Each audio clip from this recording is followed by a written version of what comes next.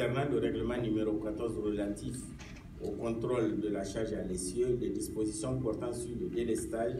et l'application des amendes ne sont pas mises en œuvre. Petit c, les directives ci-après ne sont pas transposées. Il s'agit de celles portant sur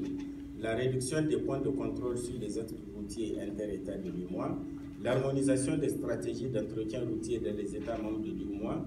l'harmonisation des normes et standards de réhabilitation et de construction des infrastructures ferroviaires et des options institutionnelles de gestion des réseaux ferroviaires, l'institution d'un schéma harmonisé de gestion de la sécurité routière dans les États membres de l'UEMOA, l'harmonisation de la tarification des services de télécommunications, l'harmonisation du cadre réglementaire de la télévision numérique terrestre dans l'espace UEMOA, les directives relatives à la pêche, à la pharmacie vétérinaire et toutes les directives relatives au transport maritime. Ne sont également pas appliquées toutes les décisions portant sur le développement humain et social et les deux règlements portant sur l'artisanat et la qualité.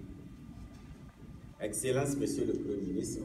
la revue 2017 a porté également sur 19 programmes et projets en exécution en Guinée-Bissau pour un montant global de 43 milliards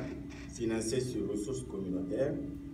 Les principaux domaines couverts sont l'agriculture, l'élevage, pêche, environnement, eau et mines, l'artisanat, énergie, industrie, tourisme, télécommunication éthique et enfin aménagement du territoire communautaire et les transports. Au terme de l'exercice, les performances enregistrées sont moyennes. Toutefois, des difficultés subsistent et appellent une forte impulsion politique pour la bonne exécution des réformes et projets communautaires en vue d'engranger les gains de l'intégration régionale estimés à 2 points supplémentaires du PIB de l'Union. Excellence, Monsieur le Premier ministre, les principales contraintes et difficultés soulevées sont relatives à l'adoption et l'approbation des textes communautaires déjà établis, la lenteur dans les procédures administratives et financières de passation des marchés publics et des décaissements, l'identification et la mise à disposition des sites pour réaliser les projets, les lenteurs dans la délivrance des avis de non-objection, la gestion et le suivi des projets en maîtrise d'ouvrage délégués,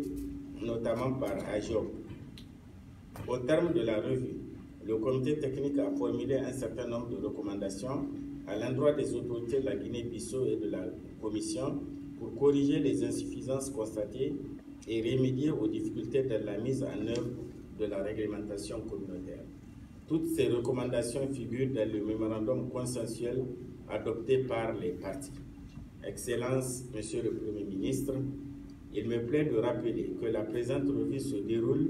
dans le contexte de rationalisation impulsée par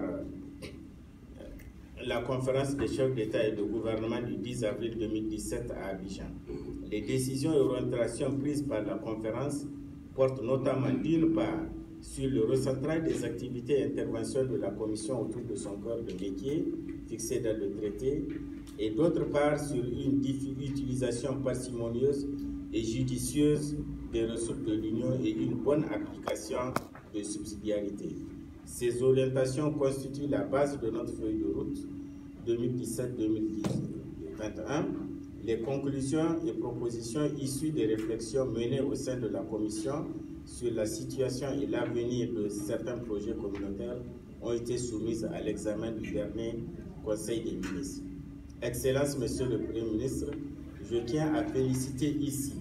les membres des équipes techniques de Guinée-Bissau et la Commission de l'UEMOA pour la qualité des travaux et les conclusions pertinentes contenues dans le document de référence que constitue le mémorandum.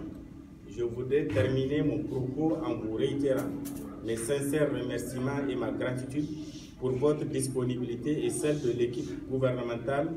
qui nous accompagne et qui montre sa grande implication dans les chantiers de l'intégration régionale dont je viens de dresser l'état des lieux courant 2018. Enfin, c'est pour moi un honneur, Excellence, Monsieur le Premier ministre, de vous remettre 2 copies du mémorandum consensuel.